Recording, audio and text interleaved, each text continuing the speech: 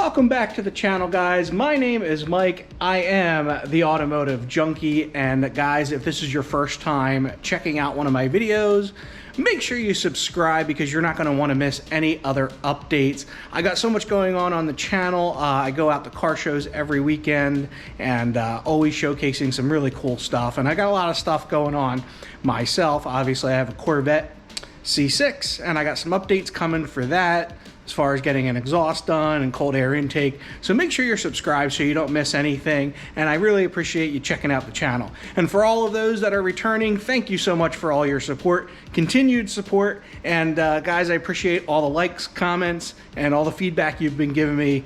Really greatly appreciate it. So as I said, it's I had an update to give you guys, and now that it's beginning to look a lot like Christmas around here, as you can see from behind me, I had an update on the SUV that I've been driving. So my Ford Explorer, been driving it, and I mean, it's a nice car, but I am not super happy with it, and I am going to make a change. So now, if you've watched any of my previous videos on the SUV update and what's been going on, you'll know that I put in an order for a Ford Bronco Sport. Well, that Ford Bronco Sport is actually scheduled to be produced and go into production next week. So they're anticipating right around the Christmas time frame that vehicle will actually be delivered to the dealership, and I'll get a chance to look at it before I decide whether or not I want to buy it or not.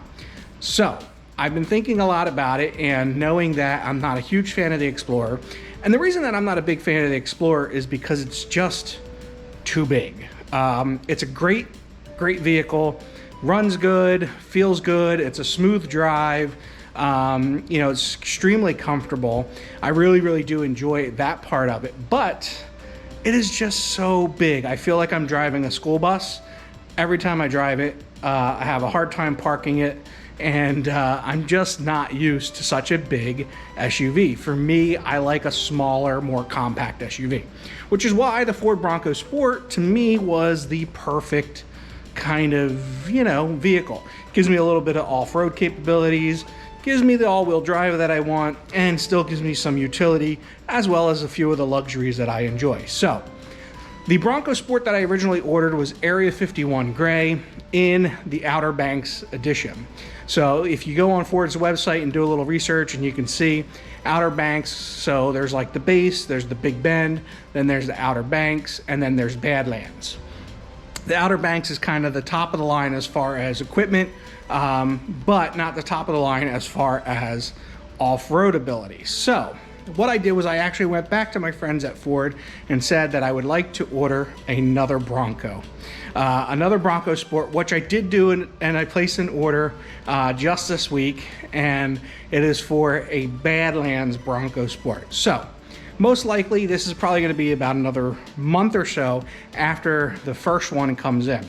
So most likely I'm going to just let them take that first one and sell it, because I'm really looking forward to the one that I just ordered. It is a Badlands, fully loaded with all the packages available, and it has all 7 GOAT modes in it, which is the go over any terrain. I've been watching a lot of reviews on them, and I really am looking forward to this vehicle, and I can't wait to bring it to you guys and show it to you. So stay tuned for that. Listen, that was the quick update that I wanted to give you on the SUV. Like I said, I'm still waiting to hear back exactly on the time frame for the exhaust on the Corvette.